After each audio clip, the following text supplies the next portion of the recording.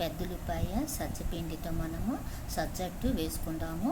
ముందుగా మనం ఎంతమందికి అయితే సజ్జట్లు వేయాలనుకున్నామో అన్ని సజ్జలను తీసుకొని మనము మిక్సీ జార్లో పిండిగా తయారు చేసుకుందాము.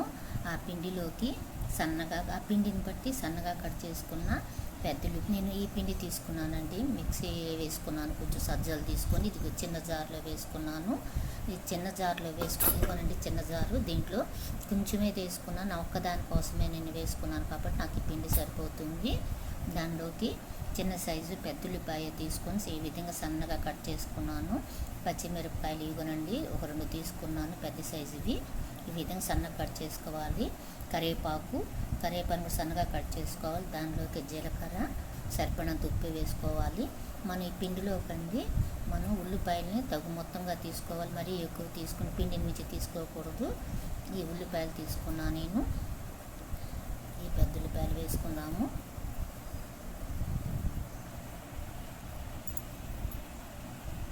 దానిలోకి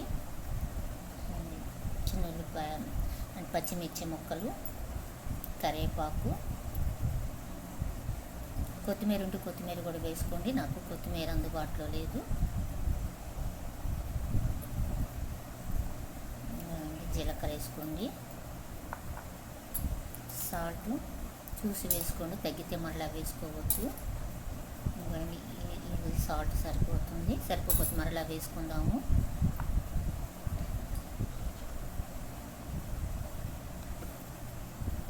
వాటర్ పోసుకొని మనం జారుడుగా కలుపుకోవాలి.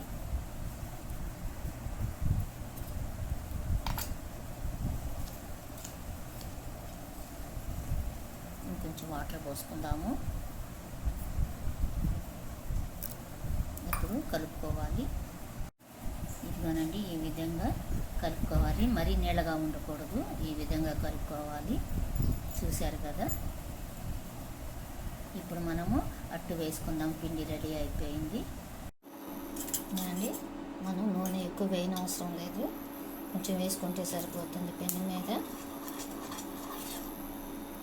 పిండి పలచగా వేయకూడదు, కొంచెం మందంగా వేసుకోవాలి.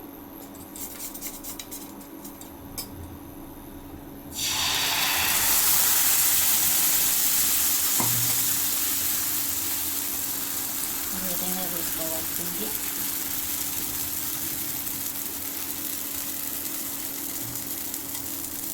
మూత పెట్టుకుందాము.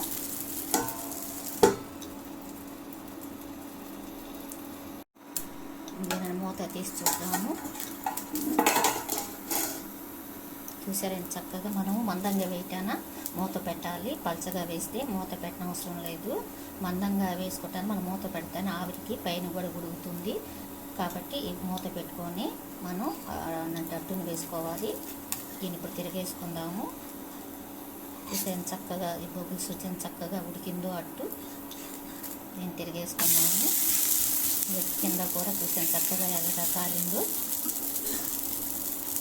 ఎంతో రుచికరమైన ఆరోగ్యకరమైన సజ్జ రొట్టె ఈ విధంగా చేసుకోవాలి. ఈ సజ్జ రొట్టెనండి మనము దీన్ని షుగర్ ఉన్న వాళ్ళు కానీ అందరూ తినొచ్చు. బెల్లంతో అయితే కొంతమంది తినడానికి వీలుగా ఉంటుంది. ఈ విధంగా చేసుకుంటే అందరూ తినవచ్చు. చాలా టేస్టీగా కారంగా చాలా బాగుంటుంది. దీన్ని మనం ఉదయం పూట అయినా తినొచ్చండి, సాయంకాలం పూట అయినా తినొచ్చు. ఆరోగ్యకరమైన సజ్జ పిండి ఉల్లిపాయ అట్టు చాలా టేస్టీగా చాలా బాగుంటుంది, చాలా ఆరోగ్యకరం కూడా. మీరు ఈ విధంగా తయారు చేసుకోండి మీరు.